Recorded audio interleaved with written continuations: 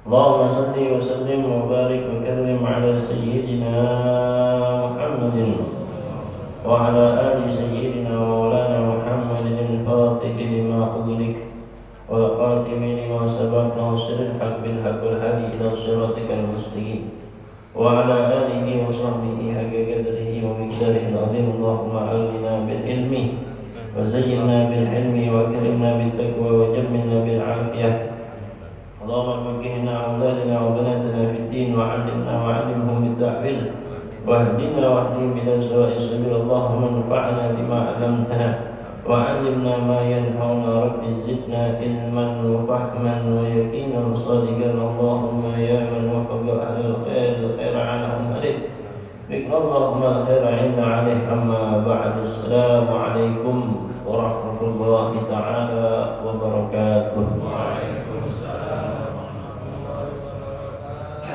Alhamdulillah, subhanalhamdulillah, lakal hamdu ya Allah, walakal hamdu ya Rabbana. Allahumma hada minka wa bika wa ilayka wa ala Allah la hawla wa la quwwata illa bika ya arhamar rahimin. Ma'asyiral hadirin wal hadirat, mustami'in wa mustami'at, yarhamni wa yarhamkumullah.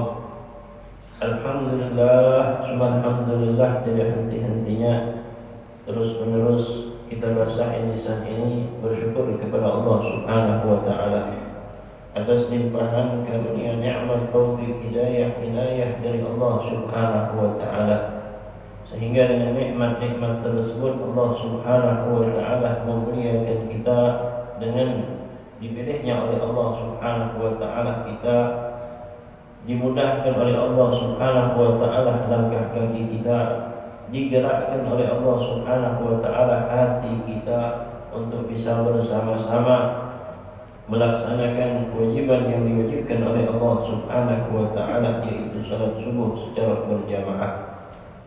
Sungguh sangat amat besar, luar biasa karunia nikmat yang Allah Subhanahu wa taala berikan kepada kita. Kalaulah bukan karena pilihan Allah, kalaulah bukan karena cintanya Allah, kasih sayang Allah, mungkin pada saat ini kita masih dalam keadaan lupa kepada Allah, atau bisa mungkin dalam keadaan tertidur pulas. Tapi itu semua dimudahkan oleh Allah Subhanahu wa taala, sehingga pada saat ini kita berada di tempat yang dicintai oleh Allah, di tempat yang di sini kita yakin cucuran rahmat Allah Subhanahu wa taala akan turun deras kepada kita. Dan di tempat ini kita yakin Allah Subhanahu wa taala akan berikan pandangan khusus kepada kita. Karena tidaklah orang dikatakan oleh ulama bisa dengan mudah melaksanakan salat subuh kecuali orang tersebut adalah orang-orang pilihan yang dipilih oleh Allah Subhanahu wa taala. Maka tidaklah Allah Subhanahu wa taala memilih kita pada saat ini, insyaallah kita berhusnudzon, kita berprasangka baik kepada Allah bahwa kita adalah orang-orang yang dicintai oleh Allah Subhanahu wa taala. Amin ya rabbal alamin. Ma'asyiral hadirin wal hadirat, mustami'in mustami'at, yarhamni wa yarhamkumullah. Jadi kalau kita ingin melihat nikmat yang Allah Subhanahu wa taala berikan kepada kita itu sangat banyak. Macam-macam bentuk nikmat yang Allah Subhanahu wa taala berikan kepada kita. Di antaranya nikmat yang paling besar yang Allah berikan kepada kita, yaitu kita dijadikan oleh Allah sebagai umat Nabi Muhammad sallallahu alaihi wa ala alihi wasallam. Karena begitu banyak sekali kekhususiaan, keutamaan yang Allah tidak berikan kepada umat-umat terdahulu kecuali kepada kita umat Nabi Muhammad sallallahu alaihi wa ala alihi wasallam. Sampai-sampai Profesor Dr. Habib Sayyid Muhammad bin Alwi Al-Maliki, ulama yang ada di kota Mekah, guru yang sebagian besar daripada guru-guru kita yang ada di kota Palembang. Beliau sudah almarhum, beliau sudah meninggal. Tapi di balik kewafatan beliau sampai dengan saat ini tidak pernah dilupakan. Hampir sebagian besar kita orang Indonesia ketika melaksanakan haji, ketika melaksanakan umrah, Sebagian mereka mampir ke tempat beliau yang ada di Nusaifah di kota Mekah. Pak Profesor Sayyid Muhammad bin Ali Al-Maliki. Beliau banyak mengarang kitab-kitab daripada kitab-kitab syariat. Di antara salah satu kitab yang dikarang oleh beliau yaitu kitab Khosais Ummatul Muhammadiyah. Beliau mengarang kitab kekhususiaan yang Allah Subhanahu wa taala berikan kepada kita selaku umat Nabi Muhammad sallallahu alaihi wa ala alihi wasallam. Yang kitab itu cukup tebal lumayan.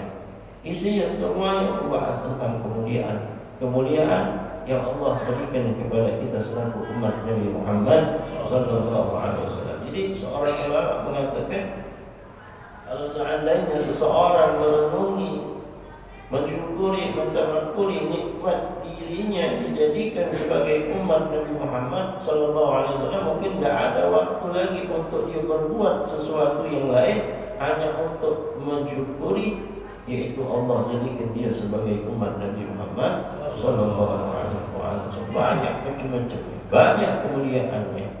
Jadi kita ini adalah umat yang paling dimanja oleh Allah. Bahkan dikatakan oleh Allah dalam Al-Quran, kuntum khairu ummatin ukhrijat linnas.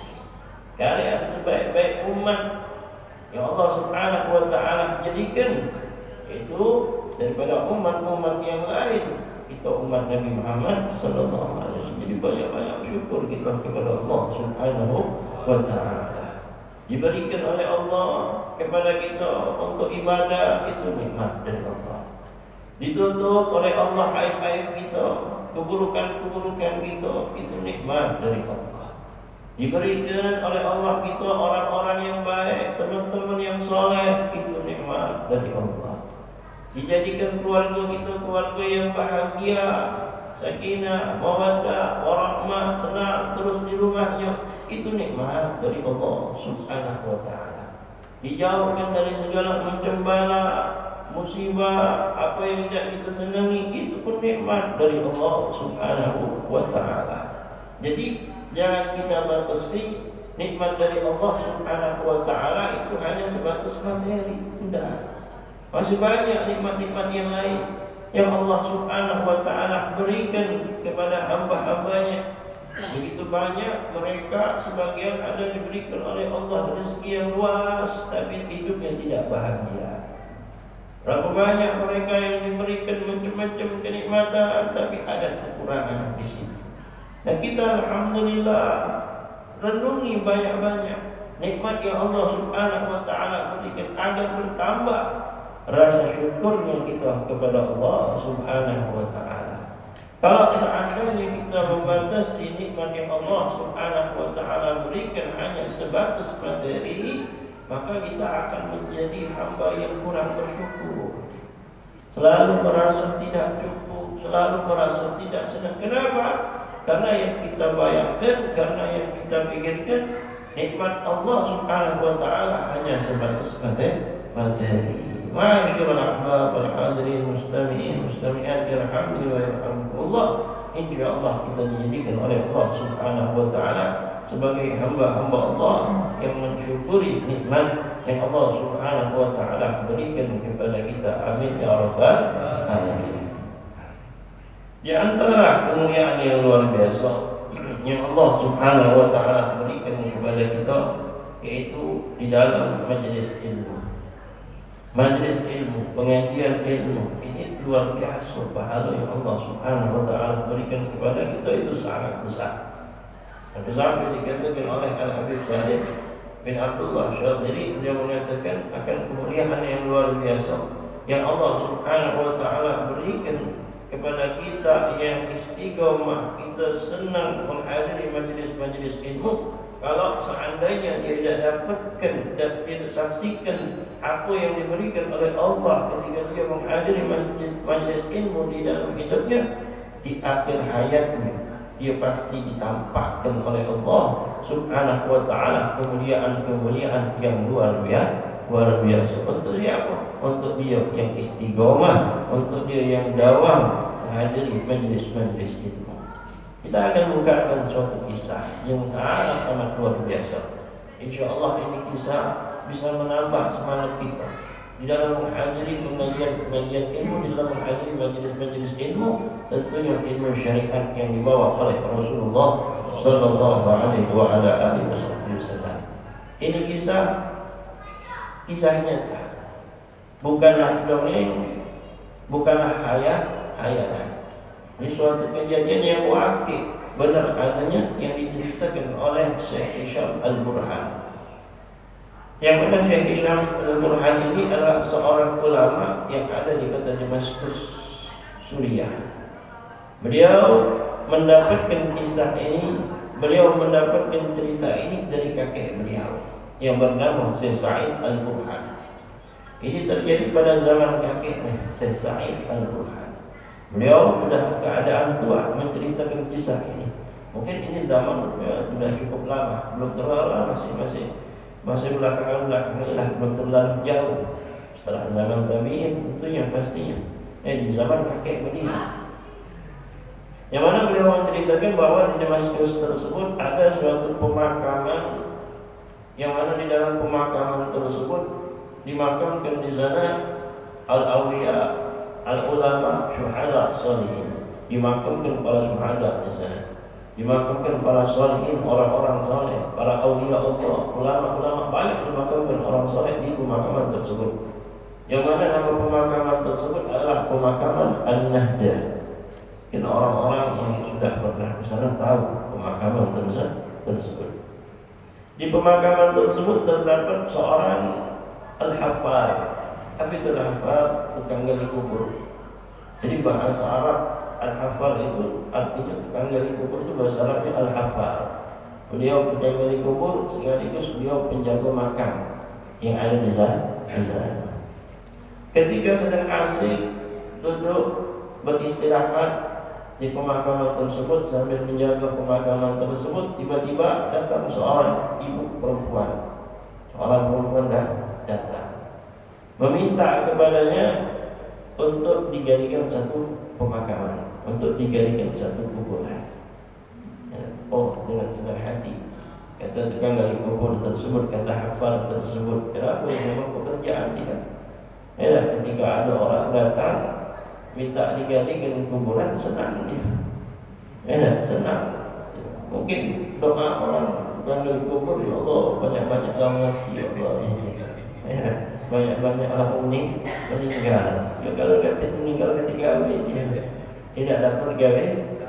Kalau kita berdoa, ya Allah banyak kamu sehat walafiat, udah segala urusan, kaget dulu mati. Banyak dosa nanti, amal belum ada, hati masih banyak kotornya. Itu doa kita. Tapi mungkin tukang gali kubur tiap hari, Allah banyak kamu mati, Allah banyak kamu mati. Itulah gawian dia.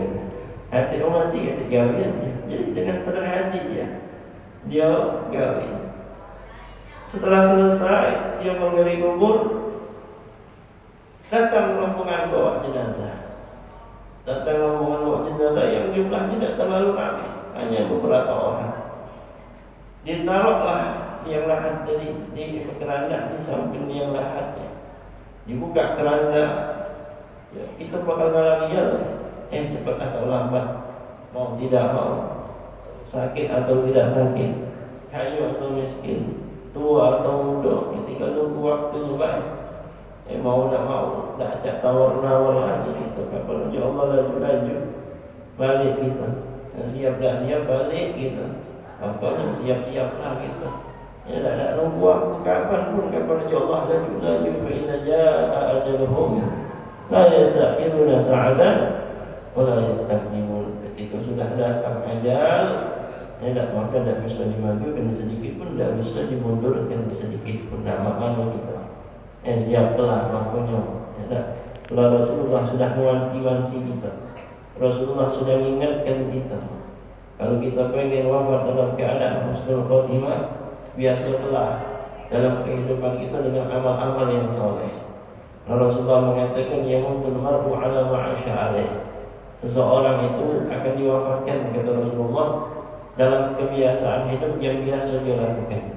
Dia orang yang soleh, dia orang yang baik, dia orang yang taat, dia orang yang dekat dengan Allah Subhanahu wa ta'ala, dia istiqomah dalam amal soleh, insya-Allah diwafatkan oleh Allah dalam keadaan baik. Tapi kalau sebaliknya, na'udzubillah, kalau dia selalu jauh dari Allah, lalai dari Allah, maksiat kepada Allah, malas beribadah kepada Allah, didapatkan dia wafat dalam keadaan lalai kepada Allah Subhanahu wa ta'ala. Tapi insya-Allah dengan kita sering hadir ke majlis-majlis ilmu, insya-Allah tidaklah kita wafat kecuali dalam keadaan husnul khatimah. Amin ya rabbal alamin. Ketiga, dibuka keranda, diangkat jenazah, dihafal, tukang gali kubur sudah berada dalam kubur, untuk menyambut jenazah, dimasukkan ke dalam liang lahat. Sudah disambut, diletakkan itu jenazah di dalam liang lahat, kemudian subhanallah, terjadi suatu keanehan yang luar biasa yang tukang gali kubur ini alami. Apa yang beliau dapatkan?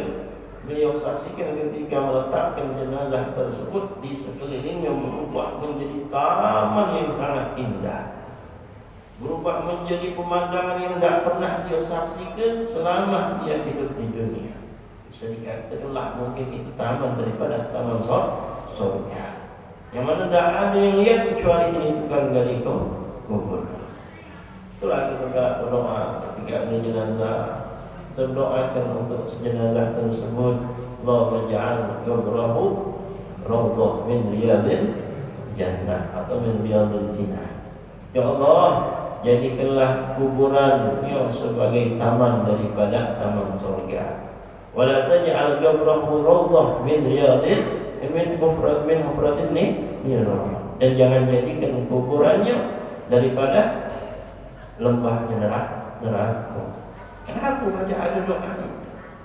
Kenapa? Karena itu hak, memang benar ada, dan kita harus percaya, kita harus mengimani dengan apa yang terjadi setelah kita meninggal dunia.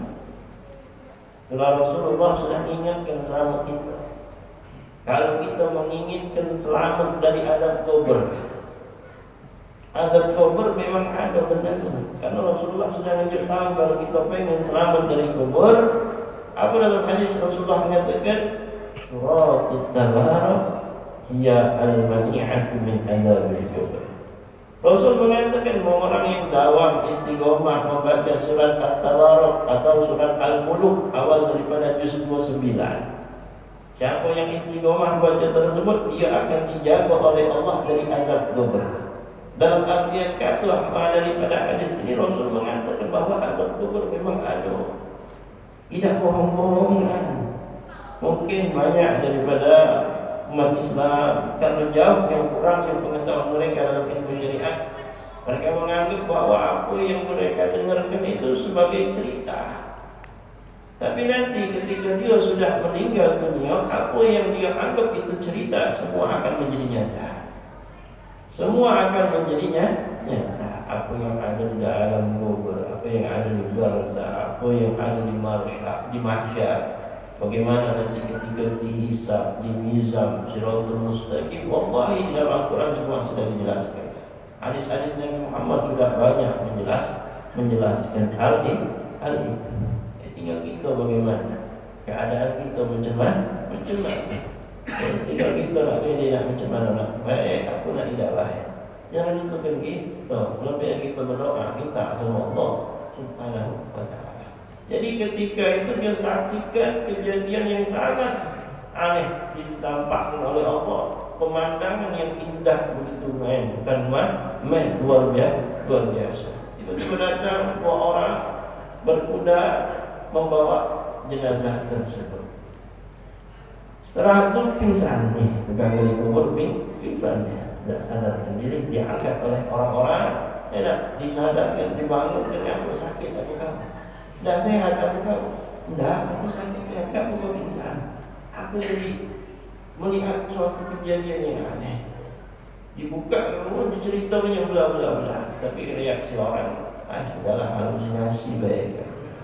Tidak ada yang percaya apa yang disampaikan oleh tukang gali kubur. Selang beberapa bulan, ketika ini tukang gali kubur sedang asik lagi istirahat di pemakaman sambil menjaga, datang lagi seorang perempuan Yang mana tukang gali kubur ingat gue itu datang katanya. Minta lagi dijadikan satu kuburan. Sudah, sambil ingat jadi perempuannya waktu itu kata tukang gali kubur. Gawe kenya diketuknya. Selang beberapa waktu datang lagi jenazah. Dibuka keranda, dimasukkan tukang gali kubur sudah siap-siap menyambut jenazah. Ketika meletakkan jenazah tersebut, terjadi lagi seperti kejadian yang pertama. Hanya dia yang mengalami, yang lain tidak mengalami. Tidak dibukakan oleh Allah Subhanahu wa Ta'ala. Tapi untuk yang kedua kali ini, dia dah pingsan. Dia selesaikan cepat-cepat. Setelah orang pulang, dia pun keluar. Dia pergi mengejar ibu tadi, mengejar perempuan tadi, dikejarnya. Ya, dihampirinya, ditanya, man anti, min aina anti, siapa engkau ini, dari mana engkau ini? Terkejut perempuan ini. Ya, aku adalah seorang perempuan yang aku baru mendapatkan musibah. Katanya, aku ditinggalkan oleh dua anakku.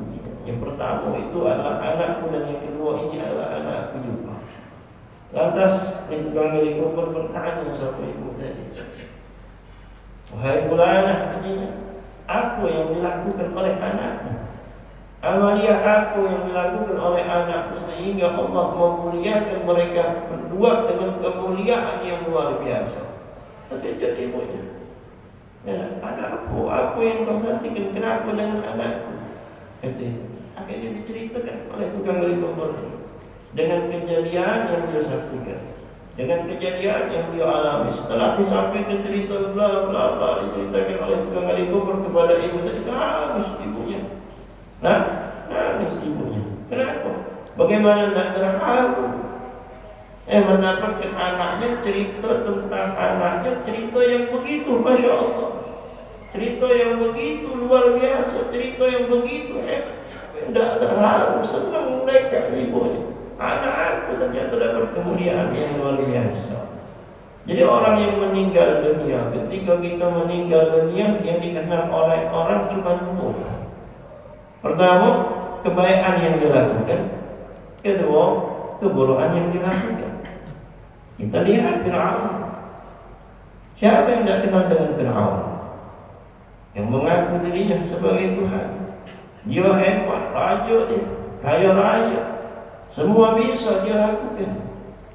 Tapi ketika dia meninggal dunia, apakah dikenal rajanya dia raja sebagai Raja Fir'aun? Apa dikenal dengan kekayaan? Tidak dikenal dengan kehebatannya, tidak dengan macam-macam, tidak dikenal. Yang dikenal apa?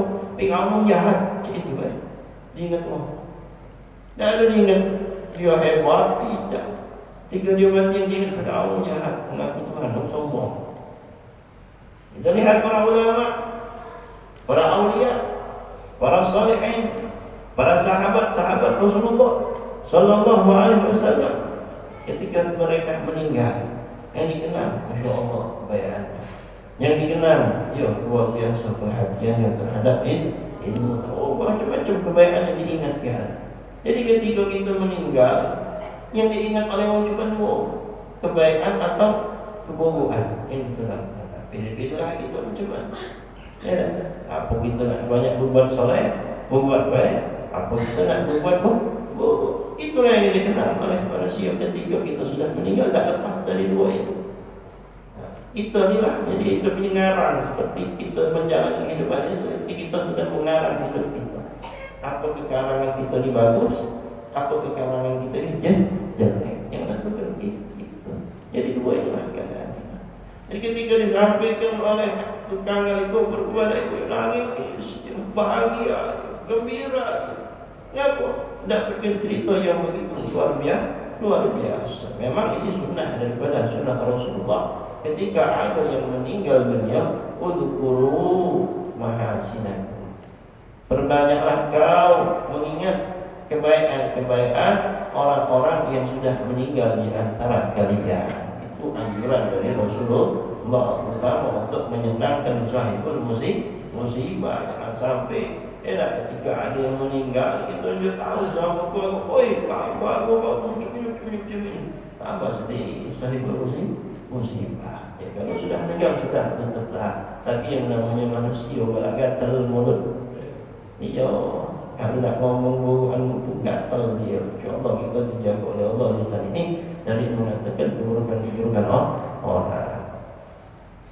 Jadi kata ibu tadi, tahulah wahai fulan, bahwa sesungguhnya anakku yang pertama itu adalah seorang penuntut ilmu, seorang talibul ilmi, seorang yang mencari ilmu syariat Nabi Muhammad sallallahu alaihi wasallam. Lihat apa yang Allah sampaikan, apa yang Allah berikan bagi mereka yang perhatian terhadap ilmu syariat yang dibawa oleh Nabi Muhammad. Allah saksikan, Allah tunjukkan kepada tukang gali kubur kemuliaan yang luar biasa yang Allah berikan kepada penuntut ilmu. Subhanallah. InsyaAllah kita mendapatkan nikmat apa yang didapatkan oleh orang tersebut. Adapun anakku yang kedua, siapa? Bukan penuntut ilmu, tapi an-najjar. Apa itu tukang an-najjar itu? Ya, tukang kayu. An-najjar bahasa Arabnya itu, an-najjar itu tukang kayu. Tapi bagaimana yang tukang kayu bisa mendapatkan kemuliaan yang sama yang Allah Subhanahu wa taala berikan kepada anak yang pertama? Tidak dibedakan oleh Allah Subhanahu wa taala. Sama kemuliaan yang luar biasa yang Allah Subhanahu wa taala berikan kepada tukang kayu tersebut.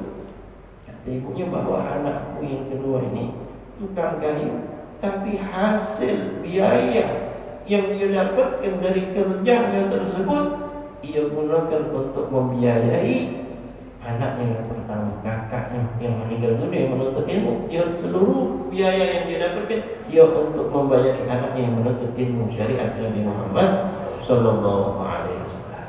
Jadi harta anaknya yang kedua, adiknya tadi yang bekerja bersusah payah mencari uang yang dia gunakan uang tadi untuk membiayai kakaknya yang menuntut ilmu.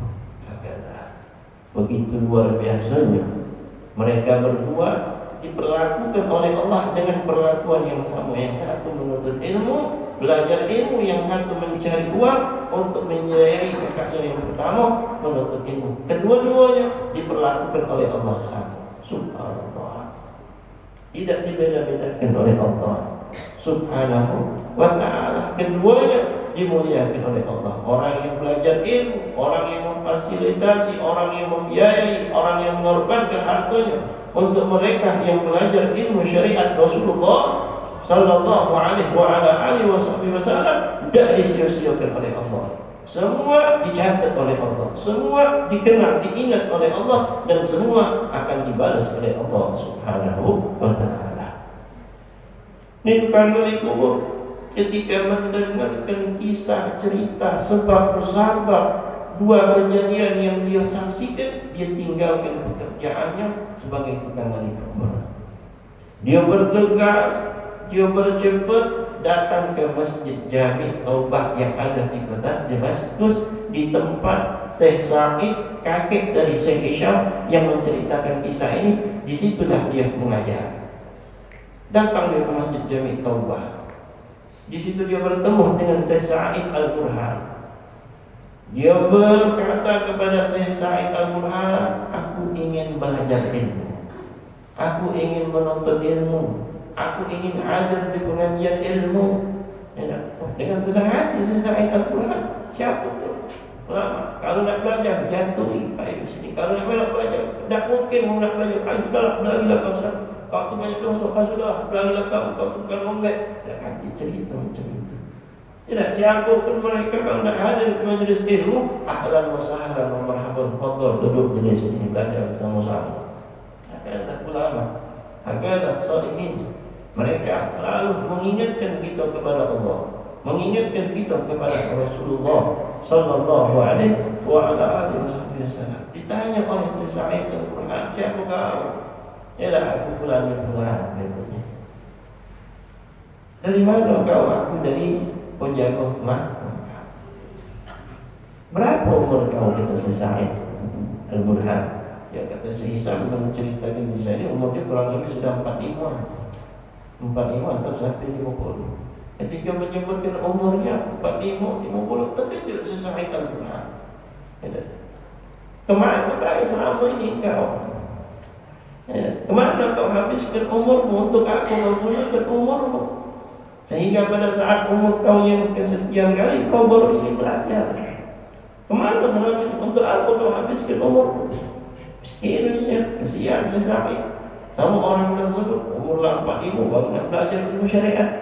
Umur 45 baru nak nuntut ilmu yang dibawa oleh Rasulullah Sallallahu Alaihi Wasallam. Akhirnya diceritakan oleh tukang gali kubur di Hatta bahwa aku mendapatkan kejadian bla bla bla bla, diceritakannya. Oh, takjub Imam Syafi'i mendengarkan kisah yang disampaikan oleh tukang gali kubur. Terkejut dia. Agarlah hidayah yang Allah Subhanahu Wa Taala berikan itu berbagai macam. Caranya Allah Subhanahu Wa Taala. Hidayah bukan milik ulama, hidayah bukan milik para wali, hidayah bukan milik orang saleh, bukan milik ustaz, bukan milik bukan. Hidayah milik Allah Subhanahu Wa Taala. Kita tak ustaz kiai, tak punya hidayah. Mereka hanya menyampaikan, mereka hanya memberitahu, mereka hanya mengajar. Selebihnya mereka serahkan sama Allah Subhanahu Wa Taala. Jadi berbagai macam cara Allah kalau sudah ingin memberikan hidayah kepada hamba-Nya, apa yang tidak mungkin bagi Allah. Segala macam cara Allah Subhanahu Wa Taala akan memberikan hidayah kepada hamba kalau Allah cinta sama hamba tersebut.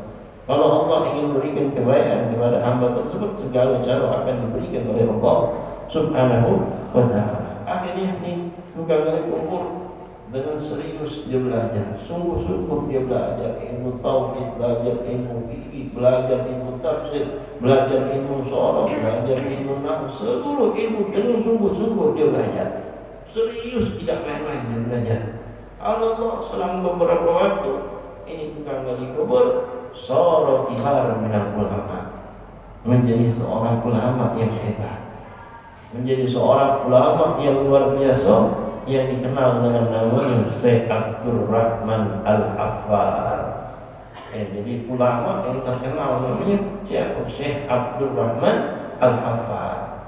Namanya Abdul Rahman. Tukang gali kubur ini namanya Abdul Rahman. Mendapat gelar Al-Hafar sebagai tukang gali kubur. Kenapa? Kisah yang dia alami sebab musabab dia mendapatkan hidayah dari Allah untuk mempelajari ilmu. Fasorah kibaran minat ulama yang ada di kota Suria, menjadi ulama besar yang ada di kota Suria, sampailah turun menurun dari Syekh Abdul Rahman Al-Hafar, turun menurun, semuanya menjadi penuntut ilmu, semuanya menjadi ulama, sampailah di masa sekarang ini daripada anak keturunan Syekh Abdul Rahman Al-Hafar ini bernama Syekh Abdul Razak Al-Hafar, turun menurun jadi ulama, jadi penuntut ilmu. Subhanallah, luar biasa. Jadi tak kati cerita terlambat belajar, tak kati cerita terlambat untuk kita belajar ilmu.